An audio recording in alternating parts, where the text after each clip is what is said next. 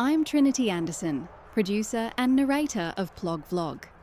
Today, on a mountain at dawn in the Bulahdelah State Forest, then on a beach in Coffs Harbour, and finally on a littered road near home in Brisbane, we're exploring a complex question.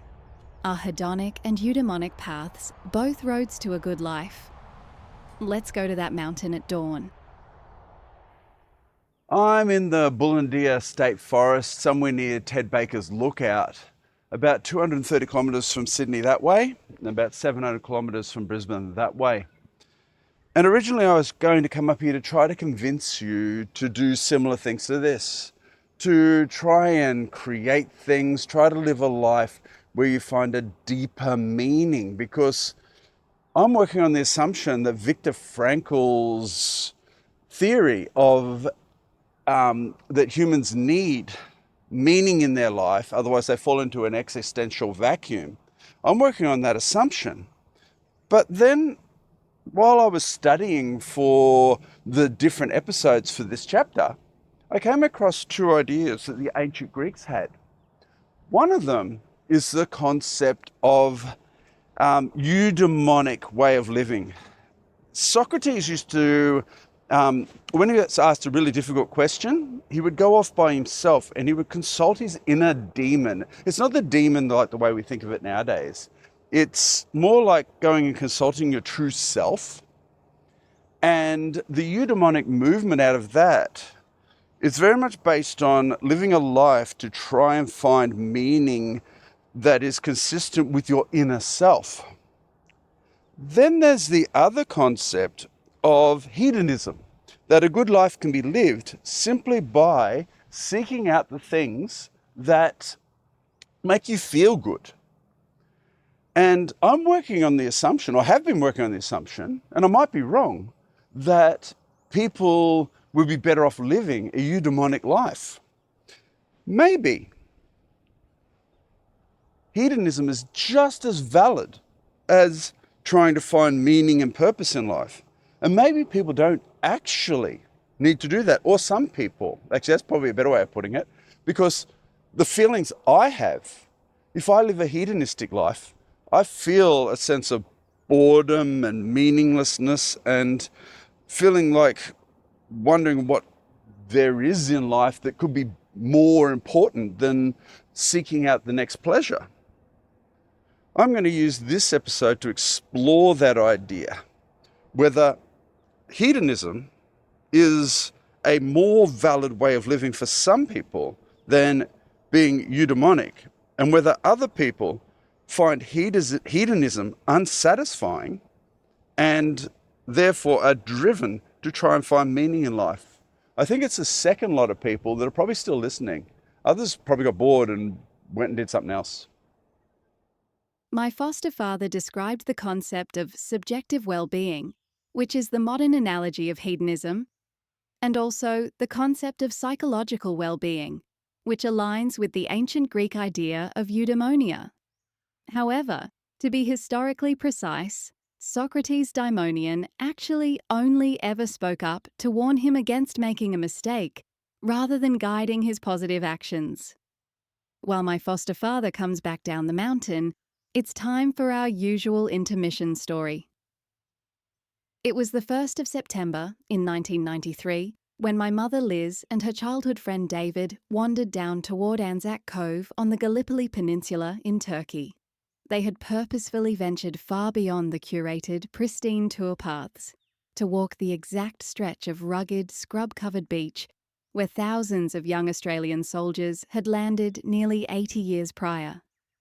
The shoreline was eerily quiet, offering a stark and sobering contrast to the exhausting hustle of the Turkish cities they had recently left behind. As they walked slowly along the historic pebbly shore, David suddenly stopped in his tracks. Liz watched closely as he bent down and carefully lifted something small from the dry dirt. It was the skeletal remains of a fallen soldier, a single, sun-bleached finger bone, still lying exposed to the harsh elements after all those decades. Liz observed a profound, grounding shift in David's demeanour. He stood completely frozen, staring intently at the fragment in his hand.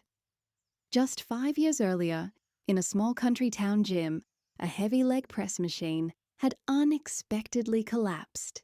The brutal impact had compound dislocated David's ring finger, violently tearing through the skin and leaving 2 centimeters of his own white joint and bone fully exposed. Being alone. He had grabbed the unexposed part of his finger with his other hand and forcefully pulled the bone back into his body so that he could drive himself to the hospital. Looking at the unknown soldier's finger resting in his palm, the illusion of youth and invincibility suddenly shattered for David. Liz watched in quiet, solemn respect as he knelt down and gently buried the bone in the earth. For him, the stark reality was undeniable. That piece of dry calcium in the dirt looked exactly like his own. He realized with absolute clarity his own fragile mortality. Now that you're back from the intermission story, I really have to declare my own biases. You see, I love my life. I love coming out here first thing in the morning, picking up litter, and feeling like I'm actually making a difference. Talking to people like you who I might be able to make some difference in their lives. But you see, there's a lot of people in my life who prefer to live hedonistically, or maybe are genetically programmed to live hedonistically. And before the break, I was hoping that their lives could be as satisfying and happy as mine in the long term.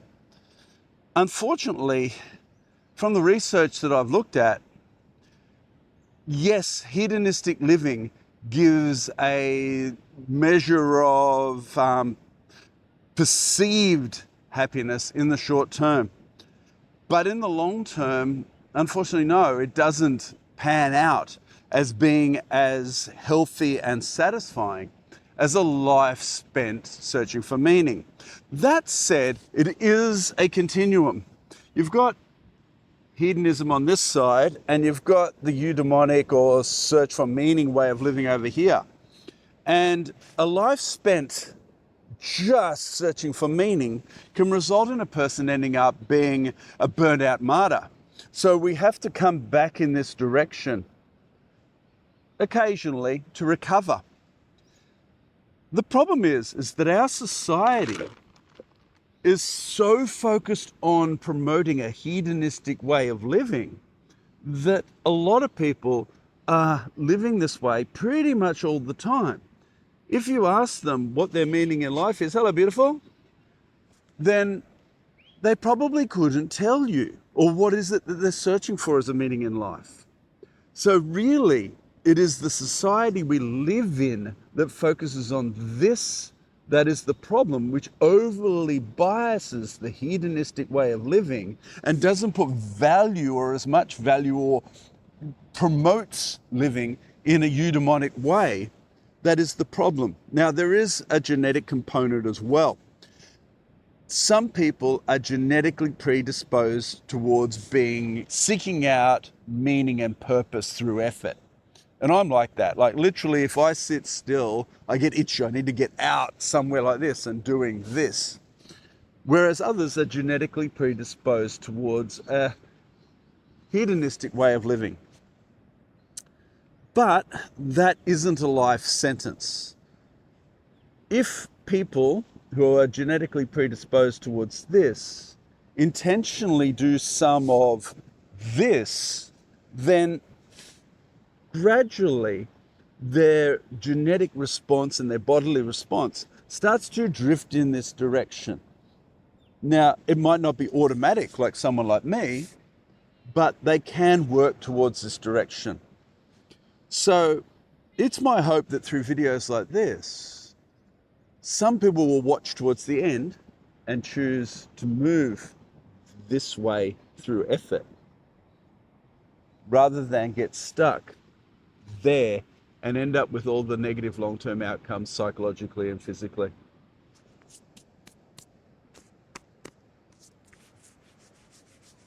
When my foster father mentions our bodies and genetics shifting, he is referring to neuroplasticity and epigenetics, where behaviour and environment can physically alter how genes express themselves over time.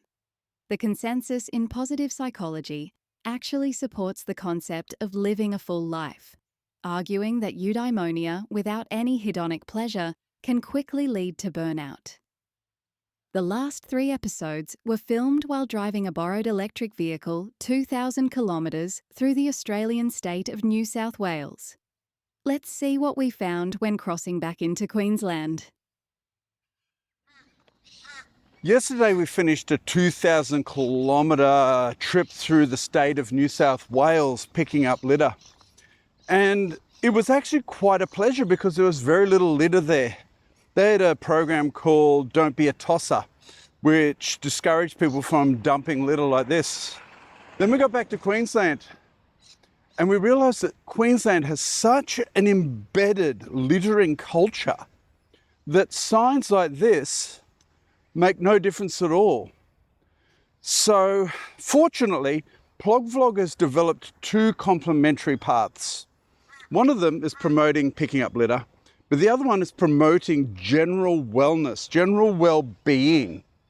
And while we're in Queensland, without tearing my motorcycle jacket on this barbed wire, while we're in Queensland, we're not going to pick up all this. This is just beyond us. It's beyond us to influence Queensland to become a less littering culture.